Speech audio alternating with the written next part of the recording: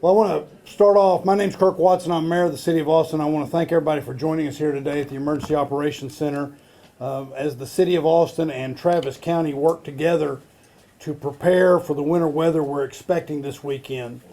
In a moment, you'll hear from Judge Andy Brown, the county judge for Travis County, and you'll also hear the latest in terms of a forecast from the National Weather Service.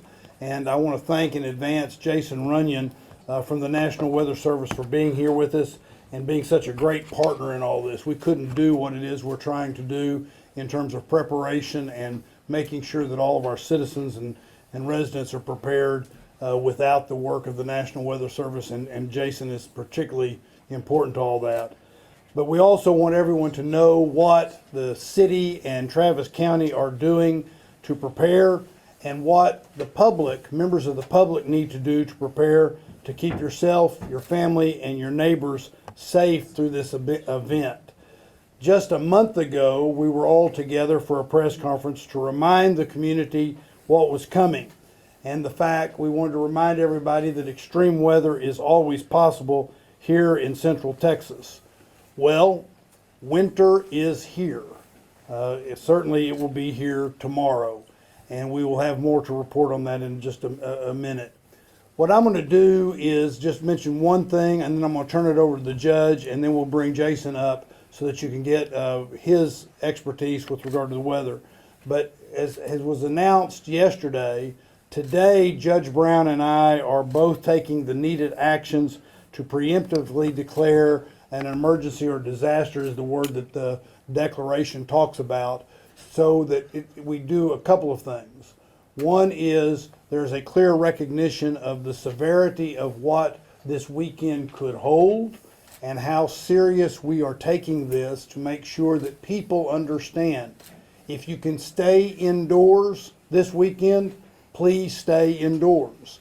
The other thing is so that we will be in a position to act quickly and fast if we need to be doing anything with regard to an emergency or disaster. And with that, I'm going to hold the rest of my comments. I want to turn it over to Judge Brown, and then we'll bring up some other folks. So, Judge? Thanks, Mayor. All right, so we live in Texas. We are preparing for the worst because we never completely know what the weather is going to do in Texas. So I think everybody listening needs to take that into consideration. And I know that everybody in this room is taking that into consideration. We've got people here representing huge departments of the city, of the county, of entities like CapMetro that you're going to hear from in a little bit about how seriously everybody is taking this to make sure that we get through this well.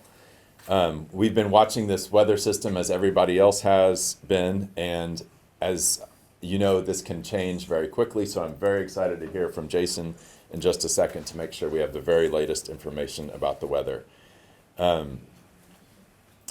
These weather conditions can lead to slick and hazardous roads, and you're going to hear about the timing of that from Jason and others. But please listen carefully to what they say and follow their advice about staying off roads when they become icy and slick. Earlier this week, the Travis County Emergency Management staff met with community organizations that are active in disasters, including ADRN, the American Red Cross, and the Central Texas Food Bank. I've talked to the food bank myself. They have supplies on hand for water, for food. They're helping us stock the different shelters around the county and around the city. We're making sure that we're coordinating with the places of worship that are also opening up their facilities as shelters as needed across the county and across the city. Our Constable Stacy Suits in Precinct 3 is also doing a lot of work making sure that the coordination with those churches is happening in Southwest Travis County.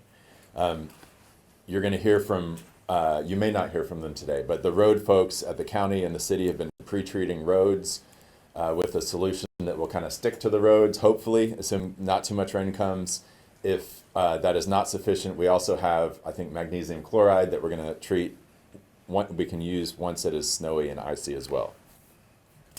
Health and Human Services Department is working with the city as well to make sure that the warming centers are open as needed, and we will of course adjust that as we see how much need there is depending on when the weather comes and how cold it gets. But the things that you can do as a community, make sure that you are focusing on your household, your neighbors, checking in on your neighbors, especially anyone who is medically vulnerable.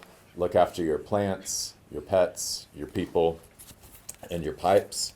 If you can reduce problems at your house, that allows first responders to respond to other folks that are in need. I talked a little bit ago to HEB. I know I've seen some posts on social media, frankly, some with pictures not from this storm at all, about empty shelves and things like that. HEB assures me that that is not the case, that their operations are running well. The person I talked to was just at a HEB in Southwest Travis County, said everything is good. So their operations are running well. They're making sure that they're stocking stores with the things that we need. I'm going to say a little bit in Spanish. El condado de Travis está monitoreando de cerca un sistema de clima invernal que llegará tarde esta noche y podría afectar la región durante el fin de semana, con posibles carreteras resbaladizas, cortes de energía y frío peligroso. Las autoridades ya están coordinando con organizaciones comunitarias para preparar refugios y centros de calentamiento, incluyendo espacios para personas sin hogar, y están tratando carreteras clave para reducir el hielo. Es muy importante que cuide a su casa con las plantas, las personas, las mascotas, las tuberías, para que las personas que necesitan responder en emergencias pueden ayudar a otras personas y no tienen que ir a su casa por problemas ahí. Es muy importante que trabajamos juntos en este tiempo de problemas invernales. And now, Mayor, am I turning it back over to you? Well, just Jason Runyen from the National Weather Service. All right, thank you, Jason. Good morning, I'm Jason Runyen with the National Weather Service. I want to provide an update on the winter weather expected to impact the area over the weekend and into early next week. A winter storm warning and an extreme cold warning are currently in effect. What we are confident in right now is a prolonged and impactful cold event. We are expecting hard freezes Saturday night, Sunday night, and Monday night, along with the potential for a long duration freeze in some locations lasting 36 to 48 hours Saturday afternoon through midday Monday. It will be dangerously cold and wind chill values dropping into the single digits to lower teens Sunday and Monday mornings. We expect periods of cold rain, even a few thunderstorms possible Friday night into Saturday morning, and we're currently forecasting 1 to 2 inches of liquid precipitation Friday night into Saturday morning. As we move later into Saturday, intermittent freezing rain could begin developing over the Austin metro area as early as late Saturday afternoon, becoming more likely Saturday evening and continuing into Sunday morning. At this time, ice accumulations between 1/10 and 1/4 of an inch are likely, which means travel will become difficult, especially on bridges, overpasses, and untreated roadways. There is an increasing potential that we could see some higher accumulations of 1/4 to 1/2 inch of ice across the hill country, potentially into Travis and Williamson counties. We want to encourage people to avoid unnecessary travel during periods of freezing rain. If you do have to drive, slow down and give yourself extra space. Protect people, pets, pipes, and plants, and limit time outdoors during periods of this extreme cold. If you use space heaters, make sure that they are used safely and never left unattended. We also want to encourage everyone to check on vulnerable neighbors, especially those elderly and those without reliable heat. Finally, I just want to stress it's important to note that this forecast is still evolving, even over the next 24 to 36 hours. While our confidence is increasing on the overall impacts, fluctuations in the ice forecast are still possible and likely. We want to encourage people to stay weather aware over the next 24 to 36 hours and monitor updates as the event unfolds. Follow us at weather.gov/Austin or on Facebook or X at nws.San Antonio. Thank you. Thank you, Jason, and again, I want to say thank you for all the work you do. I want to recognize that our Austin City Manager is also with us, T.C. Broadnax, and what we're going to do is hear from a couple of the professional experts with regard to our emergency management, and then we'll open it up for questions.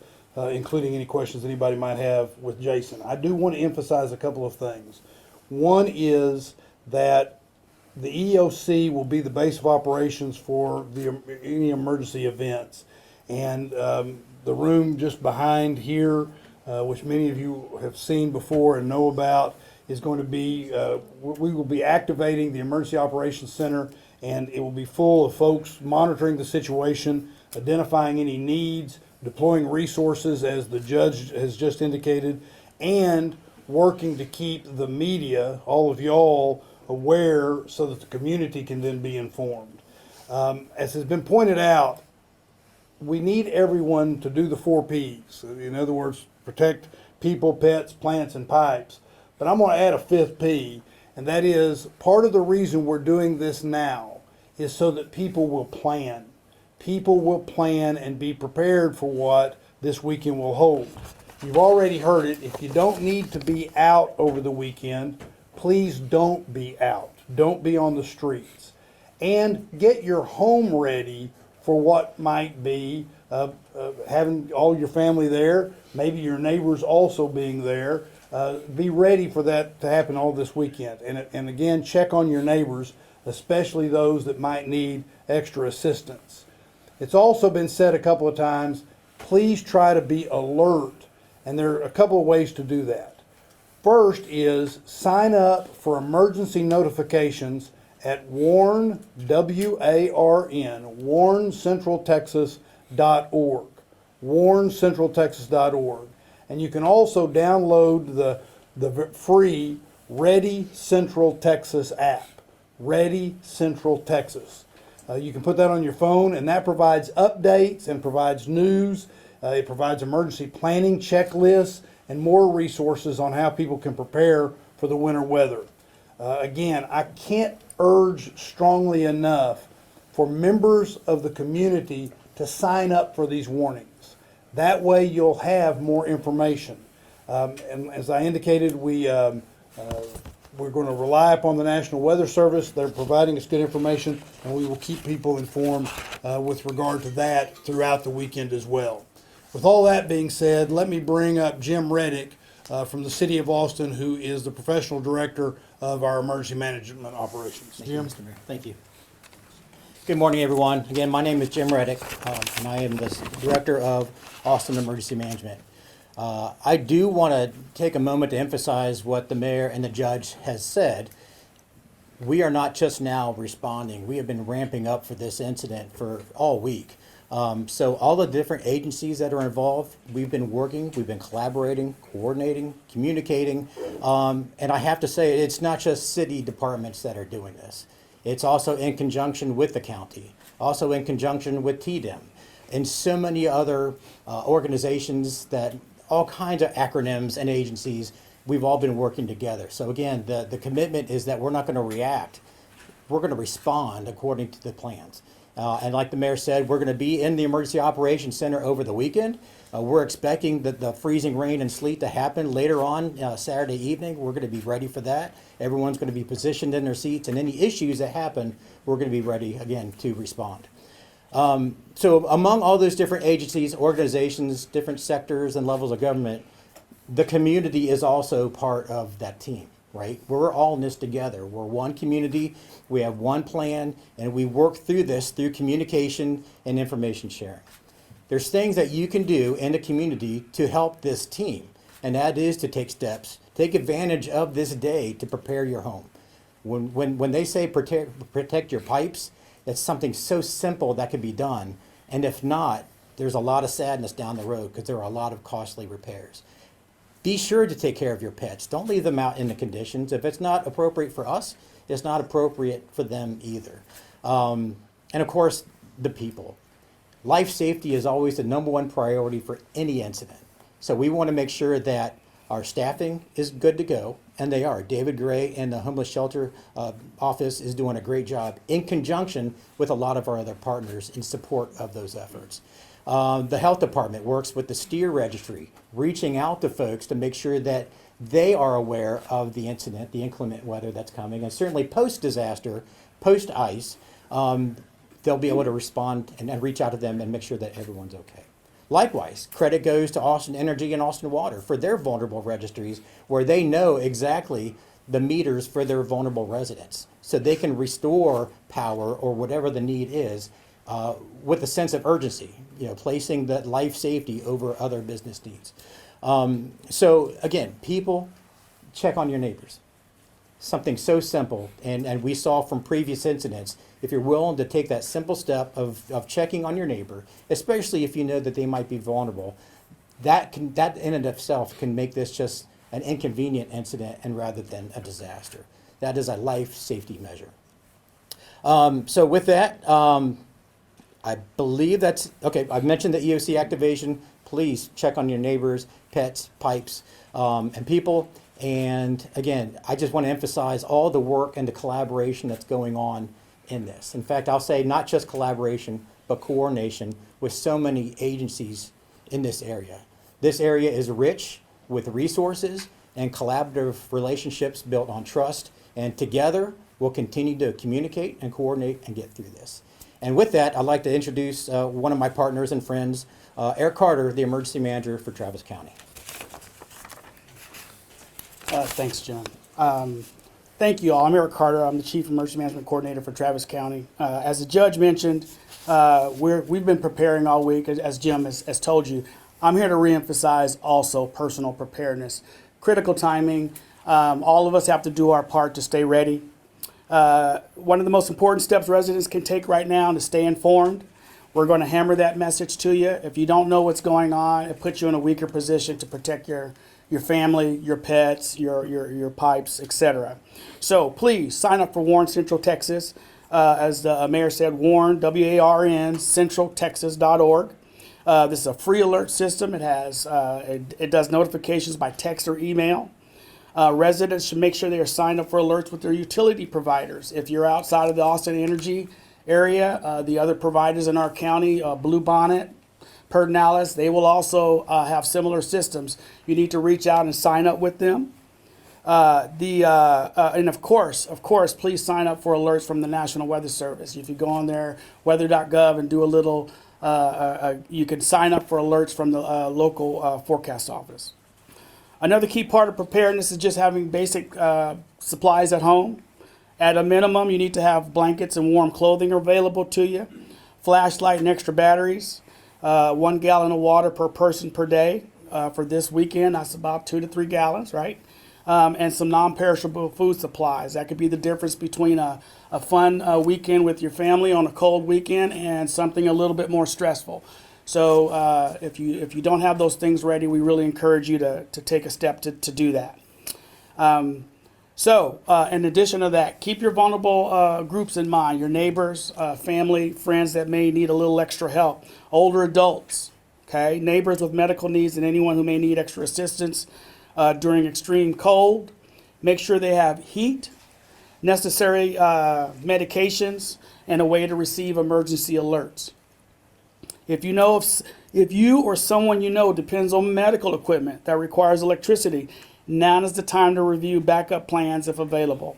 Our professionals are here to assist in an emergency. Your job is to make sure there is no emergency. You have a plan and you can take action. If you have pets, bring them indoors. Watch for shivering or low energy. For yourself, if you're outdoors and working, water breaks, that sort of thing. Make sure you're taking care of yourself. Knock on car hoods before starting, as animals may hide in there. That's a little one, but it's something to think about, right? And of course, for yourself, please be careful this weekend. If we do get, and it looks like we will, some icy weather, when you step out that door, look down, right? Take your time, step slow, so you don't have a slip and fall. That could ruin your weekend. As conditions evolve, OEM, our Office of Emergency Management, will continue working closely with county departments, City of Austin, and others, and community partners to coordinate our response efforts and share timely information. Preparedness, of course, is a shared responsibility, so take steps now to protect not only your household, but our entire community. Thank you. Please continue to follow official updates as this winter weather event unfolds. I'll pass it back to Mayor Watson. Thank you. Thank you, Eric, and thanks for all the work. We have, as I indicated, are you going to speak without, or you wait for questions? Okay. What we're gonna do now is open it up for questions. I'm sorry? I'm not sure how to think. Dottie wanted to. Oh, I'm sorry. Well, they didn't tell me Sorry, that, so. sorry. No But problem. it's good to Thank have, you. good to have you. Thank you. Good morning. I'm Dottie Watkins. I'm the president and CEO at CapMetro. We've been working closely with our partners with the city and the county, and we understand the important role that we play in our community. But ultimately, the safety of our customers and our frontline staff is important. Given the ice accumulation that is being predicted, we have made the determination to pull our buses and trains off out of service tomorrow evening. So we are asking all of our customers to plan to take their last trips by 4 p.m. So what that means is if you're counting on a bus or a train or a pickup vehicle to get you home, you should be on board that vehicle on Saturday by 4 p.m. In order to allow us to get all of the vehicles off the street before dark. Above all else, this is a safety decision. We need to get our staff, our customers, and our vehicles home safely. Given the anticipated ice accumulation, we know that the roadways are not going to be a good place to be. Temperatures are expected to drop to unsafe levels, and so as everyone else has said, please make sure that you are indoors if possible. We don't want people outside hanging out at bus stops. It's not going to be a good place to be, so we encourage you to get inside. We will continue to be staffed over the weekend, through the weekend, to support our emergency operations partners, including the cold weather sheltering operations happening at One Texas Center. So as transportation is needed for emergency response, we'll be focusing our efforts there. But our regularly scheduled transit service is currently scheduled to stop after 4 p.m. on Saturday. As we get closer to the weather event and get more detailed forecasts, we'll make decisions tomorrow about Sunday and likely Sunday about Monday. But we did want to make sure that everyone knows if you're going to need a bus or a train home on Saturday, please make sure you're on board the vehicle by 4 p.m. Thank you. Sure. Hey, just one other thing. Want to recognize someone else here, Cody. So this is Cody McDonald. He's the TDEM representative for this region. And just over the past 5 years of disasters, the mayor and I and all of our governments have relied so much on TDEM. I think we always check in with them before disasters, and this one is no different. I talked to them. They've got resources staged nearby if we need more support in this disaster. Just like they are with any part of Texas. But I just want to give a shout out to TDEM and let folks know that they're an indispensable part of any response, and if things get a lot worse, they're there for us as well. Thank you, Mayor. Yes, we were very thankful for TDEM. What I would say before we open it up for questions is what you're hearing is there's been, I'm sorry. I asked her if she wanted to, and she said not now. Thank you. What we hopefully are conveying is that work has gone so that we will be prepared and as best we can and as humanly possible. We are going to be as responsive as we can and as humanly possible. But as you also heard from Jason, the forecasts may change. We may have things that we're not, as we stand here right now, expecting to happen. That's what happens with these bad weather events. And that is why we've also, and Jim made the comment, we want the community to be our partners in this. Unfortunately, we have all lived through some moments in time where the cold weather has had a significant negative impact on our day-to-day living. Please, please have a plan, and please pay attention to the weather, pay attention to whether or not you need to be going out, and be prepared for the weather to hit. Because I want to say this as clearly as I can. While we're prepared and while we will be doing everything we can, some things are unpredictable and some things will happen that we don't want to have happen. It will not be perfect. It cannot be perfect. And so we will do our best, but we need the help of the citizens and the residents of this community to be in a position where you're prepared as well. In terms of power outage impacts. And so that's been very difficult for our customers, but as a result, Austin Energy over the past few years has done a great deal to prepare for storms, in particular to prepare for winter storms like what we're facing right now. Our crews are ready, our staffing plans are in place. We've improved our restoration procedures, our mutual aid coordination. We've made improvements to our outage map. So we are the most prepared that we have ever been for a winter storm. You don't know what the conditions are going to provide. There could still be outages for a number of reasons. People will be probably out there driving when they shouldn't be, and a car can crash into a pole. That could create a local outage. There could still be impacts on trees that could cause localized outages. To your question, what we have heard from ERCOT is the grid at a statewide level is going to have enough supply to meet demand. And so from a grid-wide perspective, there aren't issues expected like what we saw in Winter Storm Uri. That being said, there can be outages for a number of reasons. We are prepared. We need our customers to be prepared because we still don't know in terms of what types of ice accumulation we're going to see. That can be very damaging to equipment. So we are ready and we will be out there responding. Our crews will not stop restoring power until every single customer is restored as quickly and safely as possible. To double down on that, you are confident in ERCOT's assessment that the power grid will not go down? I have not made an independent assessment of ERCOT's assessment. I've heard what ERCOT has said in terms of that the grid is well supplied, and it does appear that that's the case. I've looked at the supply and demand forecast as well. Mayor, getting back to what people can do, if I can, sir. Hey, hang on one second, I'll come to you, Rudy, I apologize. Dr. Walk. Hi, I'm Dr. Desmar Walks, Austin Travis County Health Authority, and I just want to say that we're in the life safety portion of this response and in the planning part of that. And so as all of the speakers prior to me have said, now's the time to plan for people, pets, pipes, and so on. And so that's what we're talking about. We have lists of people that have signed up to be contacted in the event of an ongoing emergency. We've sent out messaging to them to help them prepare for this emergency. And in the event that we have a power outage, we will be contacting those on that list. In addition, as a result of the declaration of an emergency, we'll have access to additional names of individuals that have equipment, and we will reach out to them. But in the meantime, I want everybody out there to know that it's time for you to identify where your plans are, make sure that you're prepared, make sure that you have enough medication, stay home off the roads. If you need help, please call 211 and we can assess what your needs are and try to get resources to you. But in the event that that is not possible, because we don't know the extent of what we're facing, it would be important for you to have an emergency contact individual or someone, a neighbor, a coworker, or friend who can reach out and help you. We're all ready for this emergency, but as we do not know what we do not know, it's important that everybody take the time now to be prepared. Thank you. Thanks for the addition. Yes, Rudy. You know, back in 21, I remember the images of homes and apartment complexes with broken pipes and the cascading water that froze.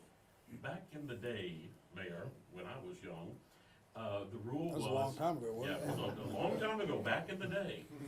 The rule was open up your cabinets, drip your faucets, and keep the water flowing. Is that rule still in play, you think? And can someone come and talk to us? Because we were having that discussion earlier today. You know, I know homes are insulated better, yet in 21, those ice flows from those apartment complexes. So should we drip our pipes? I'm going to let our expert on water help answer that question and give you what the expertise says. Yeah, so what's the rule? Good morning. My name is Shay Rawls-Rolson. I'm the director of Austin Water. The best way for folks to protect their indoor faucets is to open the cabinets under their kitchen and bathroom sinks to allow the warmer air to circulate around the pipes. Of course, if you have pets or children in your home, be sure to remove any cleaning supplies so that they don't get into those. You can drip if needed. If the measures taken above if those measures of opening the cabinets are insufficient to keep your pipes warm, then you can do a little drip on the faucet that's farthest from your water meter. And we have a lot of videos on austinwater.org that give you tips and show you what it looks like to drip a faucet. It's very small in order to be effective. If you lose power so that you're unable to keep your pipes warm enough to prevent them from freezing, then you may want to shut off the water to your home to avoid having the pipes freeze inside your home. Again, we have videos on austinwater.org that will show you how to access your shutoff in your for your home so that you can protect your pipes. Thank you. Question for Austin Energy. We've seen already a few thousand outages this morning. Are there already crews pre-positioned across the city to respond as these pop up? And if so, how does that affect how prepared the city is and how quickly they can get to outages? Yes, thank you for that. Again, Stuart Riley, Austin Energy General Manager. There have been some scattered outages across our service territory today. The largest was from a vehicle colliding with a utility pole. Our crews are out there in the field as we speak. That does not affect our staffing levels that we'll have in place on Saturday. So we are planning to have a full complement of our crews. We'll have everybody available in terms of our line crews. We're bringing in additional vegetation management tree trimmer crews to be available, and then we can staff up. We've made sure that our mutual aid contracts are already in place. We've reached out to our mutual aid providers to confirm availability if we do have to bring in additional crews from the outside. I have a question for President Watkins. Hi, can you just share when you believe CapMetro might be back online? Yeah, so we are watching the weather closely. We will make a decision mid-morning tomorrow about Sunday, and likely mid-morning Sunday about Monday. And then you mentioned that CapMetro might be involved with emergency operations of some sort. Can you elaborate on what those might be? Yeah, so part of the standard response from the Emergency Operations Center is to do cold weather sheltering for people who need a warm place to stay. And CapMetro, as part of that plan, provides transportation. So folks who need a cold weather shelter can go to One Texas Center downtown to get registered, and then CapMetro actually sends buses to One Texas Center to get them to the ultimate shelter so that we can. So those will continue in operation as long as they're needed. Thank you very much. Thank you. Mayor, is there anyone here from the airport? I don't think we. Yep, oh, good, yes. A very good person from the airport. Just wondering in regards to, have y'all initiated the overnight staying by support staff? And you can't answer this, but maybe someone else as a follow-up. Are hospitals bringing in stay and facility overnight along that line? So with AVIA, what are y'all doing? Thank you, Rudy. Sam Haynes, Airport Deputy Chief with Austin Aviation and Austin Bergstrom International Airport. We do have some teams pre-staging and staying overnight, and that's really just to make sure that our staff that don't live so close to the airport can safely arrive for their shift starts. We've activated our own Department of Operations Center, and really our role comes to making sure that the airport is open, and we do expect the airport to stay open throughout the duration of this event. And With regard to hospitals, they're gonna follow their typical emergency action plans. All right, folks, on behalf of the judge, you wanna say anything else? No, I'm good. Thank you, Mayor. Manager, you have anything you wanna add? Jim? Sure. Eric? All right, the number one message is we're prepared. We have spent the week preparing. We will watch closely and see how things might change. You see, and I'm very proud of the people you're hearing from, and when you have these questions, the level of work that they, not just expertise, but the work that they've put in to try to protect our residents in Travis County and in Austin, Texas. Things will be unexpected. There will be things that happen that we can't expect. There will be things that happen that prove you can't have a perfect situation under these circumstances. But we are doing the things we can to be ready. A key part of this, and it's something that the judge and I have pledged now for a couple of years, is that we're going to do everything we can to communicate with the residents about what's going on. And that's part of the reason we're here today. We want people to have the information. So I'm very thankful to the members of the media that are here, that are asking these questions, and are going to put it out there so that people see it. But we need people to plan, and we need people to be prepared so that they're safe. And that's our number one goal, is to keep them safe. So again, thanks to everybody for being here. Everybody, please work to be safe, and please work to stay warm over this weekend. Thank you all very much.